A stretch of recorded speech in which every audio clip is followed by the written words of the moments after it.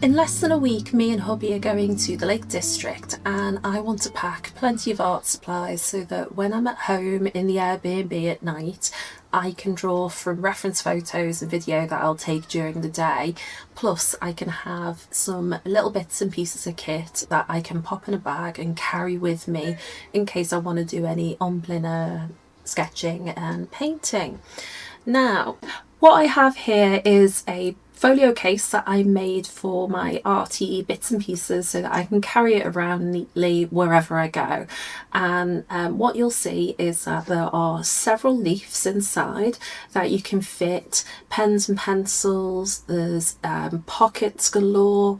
I've got loads of clips, and I've even got a couple of zip up pockets in case there's any teeny tiny bits to squirrel away. For now it's empty because I have been taking less stuff with me on a daily basis, and a present, for example, I've been taking this little pot full of Neocolor 1s and 2s in a limited selection that I find useful when I'm out and about. I have this pencil case that is stuffed with pens, and in particular this is a new thing for me, Clean Colour real brush pens. I've discovered them very recently and they are fantastic. As well as those, I keep some pens, some fountain pens, fine liners, pencils, etc. in that little bag. And together with a sketchbook and a couple of clips, that's pretty much all I've been carrying around on a daily basis lately. So first up, I'm going to need some paint, and to begin with I'm going to use my two Art Toolkit folio palettes, which each have up to 30 different watercolours in them. Now it is excessive, but I have all of the paints that I currently own in these two palettes with the intention that I'd wanted to get to know them and see what I could eliminate. So I don't want to waste them. I'll use up what I've got and then I can shrink them into one palette. They're very slimline, as they're basically the size of 2 credit cards and only less than a centimetre thick, so you can carry plenty of paint with you without having excessive weight. As I made this portfolio myself, I've made 2 pockets that are just exactly the right size to slip these into, which I shall do now. If I had my time over again, I'd use a grippier material, not the craft cotton that you can see here, because they do have a tendency to slip out, which is why there is a button on the top pocket.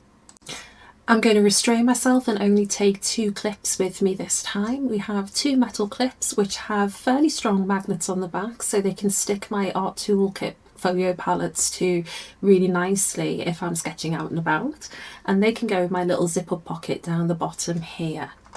Let me put these 2 to one side or I'll be tempted to stuff them in as well. I think in another life I was a hoarder, but I digress. Like with paints, I have a tendency to overpack my paintbrushes, but I'm going to be restrained, or at least as restrained as I can be, and only take what I deem to be essentials to do urban sketching type travel journeying while I am on holiday. So my first pick is this flat brush, which is a 1/2 inch Daler Rowney System 3 brush with synthetic fibres that I quite like for more gestural work and to use with gouache. So in that goes. Next up, I'm going to take a selection of my Princeton Neptune synthetic squirrel brushes, and we're going to start with my little diddy one, which is a size 8 round. It's really quite small for a size 8, but it is quite a workhorse and I use it a lot for small sketchbook work. In addition, I'm going to take a number 4 quill, which as you can see is considerably larger than that size 8 round, and a size 16 round. And this means that I'm covering all my bases if I want to cover a wide area with paint, and also do some fine detail work. But also that quill is beautifully expressive and I'd feel really sad if I didn't have it with me. So they're all going in my case. So that I can take out paintbrushes without fear of damaging the bristles, I made this little container which is made out of ticking, and that's stuff that they make deck chairs from, so it's quite rigid, and it holds 2 or 3 paintbrushes and currently my dip pen. And actually, now that I'm opening it, I'm feeling that I must take my Rosemary and Co. 1/2 inch dagger blade, as I am really enjoying using it right now. And well, it's only one more paintbrush. What the hell? Let's have that anyway. But while we're doing that, let's get my dip pen in there. Now, this is a dip pen that comes with a lid, which is actually quite rare, but it's really handy to stop me from stabbing myself as I reach into my art supply bag, which I have done on many occasions previously. While we're on a paint kick, I am actually going to take this excessively large palette, which is filled with my gouache paint. And there's a video on my channel that I'll link to that shows this from not so long ago, where I was filling it with my traditional gouache. Now, I really love gouache, and I find for mixed media in particular, when I want to layer, there really is no substitute. So if I'm not going to take acrylic paint markers or other types of paint, then I feel I need to have my gouache with me. This palette is a pain because if you tip it, it will run, as you can see here. So once it's closed, I keep it flat, and that means that when we're driving up to the lakes, it's going to be sitting either on the floor of the car, in the back, or on the parcel shelf, so that the paint stays where it's meant to be. That's enough of the paint, and we're going to move into the dry media category now, and I'm going to start by filling up the pen loops with my Zig Clean Colour Real Brush pens. Now, they're a relatively new addition to my kit for me, but I really love them. I got a dusky muted set and then bought a bunch of them open stock because I was enjoying using them so much. They have some really glorious colours that are very rich and jewel-like, or they're very faint and handy for marking things out before you go back in with other media. I love to use my waterbrush pen to activate them, and they flow beautifully when you add water to them, so you can get a very painterly effect without actually needing to use paint itself. And actually what I can do is take one or two of these out with me, plus a waterbrush pen and my sketchbook, and I'm done, and I've got enough to get down the basics of whatever I'm sketching, and I can add to it with other media when I get back to the Airbnb. Whilst I don't use graphite an awful lot in my work, I do like to have a couple of pencils, and I start with a Uni Kuratoga mechanical pencil that has HB lead in it currently. This pencil rotates the lead so that it gets sharpened as you draw with it, so it's great for fine detail and for scribbling in things before you add pen, for example. As I'm taking graphite, I'm going to take an eraser. That's a Tombow Mono 1, I believe, and I'll tuck it into my little zip pocket with the clips. Next up, I've got a selection of pens here, and I'm certainly not taking them all, but what I will take is my Fude fountain pen. Now, this is by Jinghao, and I got it on Amazon. It's got that 55-degree bent nib, and I use platinum carbon ink in black with it. It's a standard go-to for urban sketching. Really need that in my kit.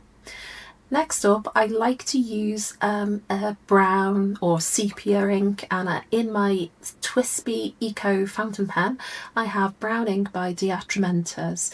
It's in the document line, so it's waterproof, and it's a really nice tone if I want a softer look to my illustrations.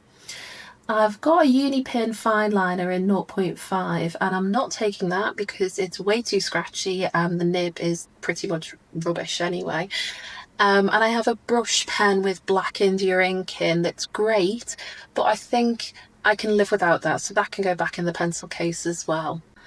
Speaking of graphite, I'm going to have to take my Art Graph in 6B, which is a water-soluble graphite pencil with a really thick lead inside the barrel, and it gives really beautiful marks. I like using it wet and dry, and when I'm using it dry, I will need some paper stumps, or tortillon, I think they're called, that you can blend the graphite with. So I've got a small and a large there.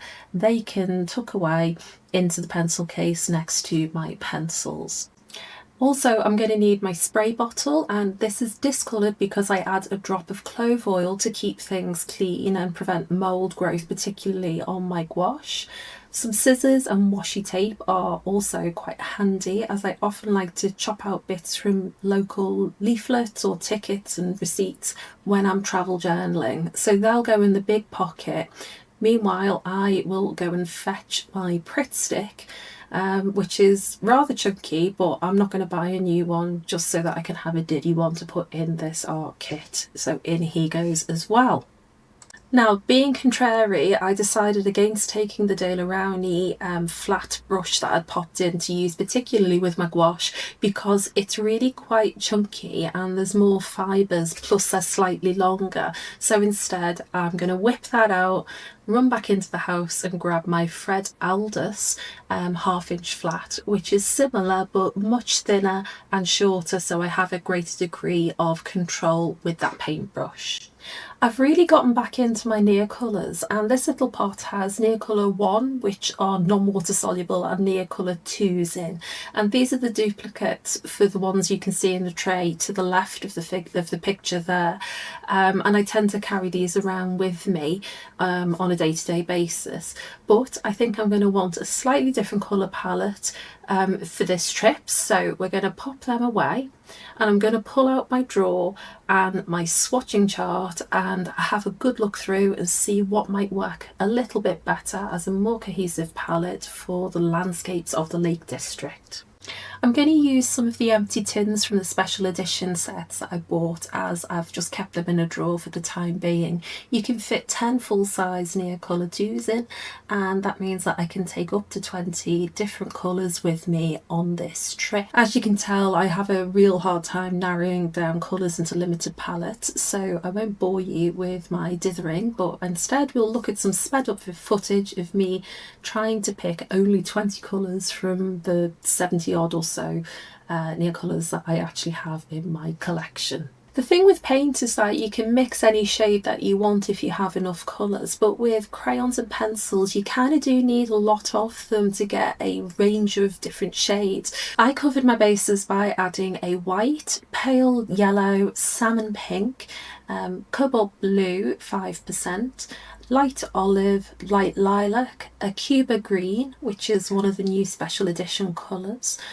moss green, blue indigo and sepia. The second tin has jade, blue lavand or sky blue, orange, alizarin crimson, zinc oxide, russet, burnt sienna, Van Dyke brown, oh no, that's not Van Dyke brown, that's Caput Mortuum, beige and raw umber. Really, I could make a case for taking every single colour, but I won't. I will be good and keep it to these 20 Neocolours in the nice metal tins that will keep them safe and hopefully stop me snapping them when I'm being clumsy and dropping things as I do on a daily basis. My folio case is pretty full now, so I'm going to zip it up and pop it off to one side and look at the remaining bits and pieces that I'm going to want to take with me on this trip. An essential that I must remember to pack is some white gouache. Now, I have this little glass jar that had peanut butter in it previously, and I've washed it out and I will fill it with white gouache from this large tube of Pebeo Studio Gouache. Even I don't think that I'm going to get through 200 mils of white gouache in a week away. Now, I think that's enough for the pens. We're going to look at my coloured pencils. Now, these two rolls hold pretty much all of the pencils that I own currently, and to be truthful, I'd love to whittle them down, and I certainly will as time goes by, but for now I cannot make a decision to save my life, so both of these pencil rolls will be coming with me.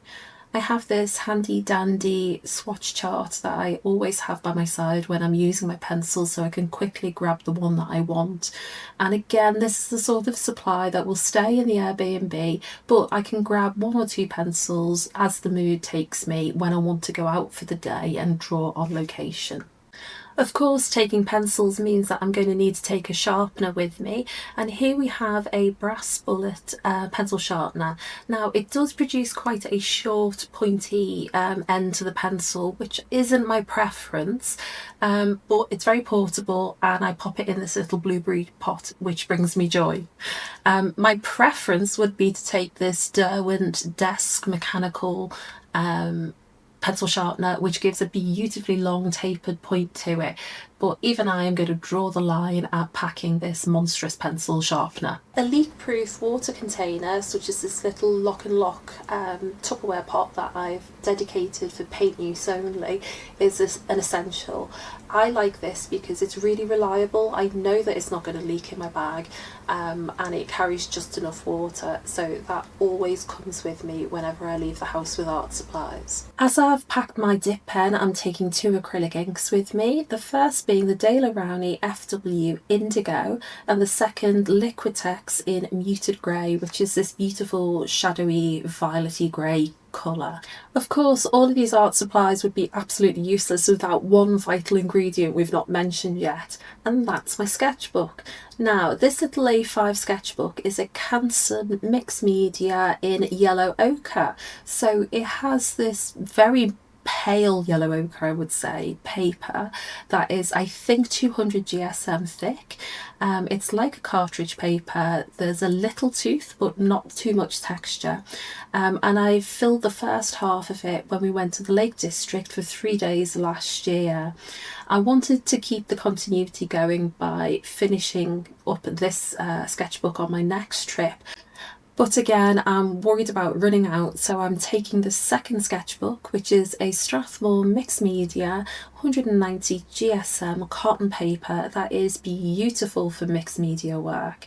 It accepts watercolour very well because of the cotton content of the paper, and this one is twice the size of my little A5 one, so as I've only filled 1 page doing the mummy and baby rhino that I have a video for on here also, there will be plenty of pages left for me to fill, and I'd be really surprised if I got through both sketchbooks in our week-long holiday in the lakes. All in all, I'm really happy with my choice, and I'm not really regretting anything being added or feeling that I'm missing out, although I am about to realise that I haven't brought a painting rag, so here we come with one of my cotton cloths that I use to wash my paintbrush with, and will be more than enough for a week and will save a lot of paper towel use. Of course, most of this is going to stay in the Airbnb, but when I'm out and about I will need a bag, so I have my trusty donut backpack here, which is just enough to fit a handful of art supplies, a water bottle and some snacks,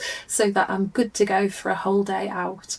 The Lake District is a really active walking holiday with lots of sights to see outside, so come 5 o'clock we're ready to head back to the Airbnb, and hubby will watch football or movies on the telly whilst I paint, which is pretty much the perfect end to a perfect day for us. So I'll see you when I'm back and I'll show you what I drew whilst I was away. Let me know what you would have packed for a holiday and I'll catch you when I'm back. Bye!